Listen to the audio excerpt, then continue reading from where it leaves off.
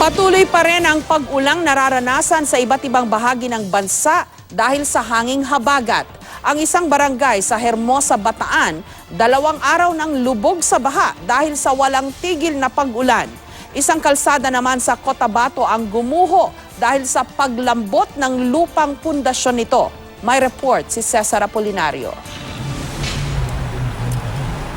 Pabugso-bugsong pag-ulan pa rin ang nararanasan sa bayan ng Hermosa sa Bataan. Dulot ito ng hanging habagat na nagdadala ng pag-ulan sa ilang bahagi ng lalawigan.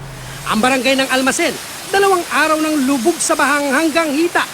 Hindi na rin mapasok ng mga sasakyan ang barangay, kaya walang magawa ang mga residente, kundi suungin ang baha. Pinasok din ng tubig ang ilang mga bahay. Sinamantala naman ng mga bata ang paglalaro sa baha.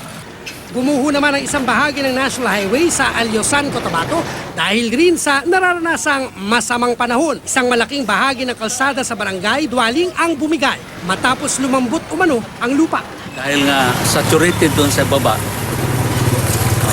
then slope ang lugar.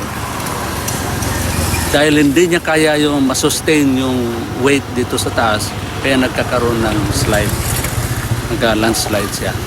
Apektado naman ang daloy ng trapiko sa kalsada dahil sa naganap na pagguho. Agad na kumilos sa mga tauhan ng Department of Public Works and Highways para ayusin ang nasirang kalsada.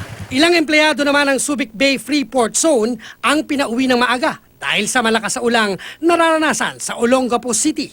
Napilitang sumuong sa baha ang mga empleyado para makauwi.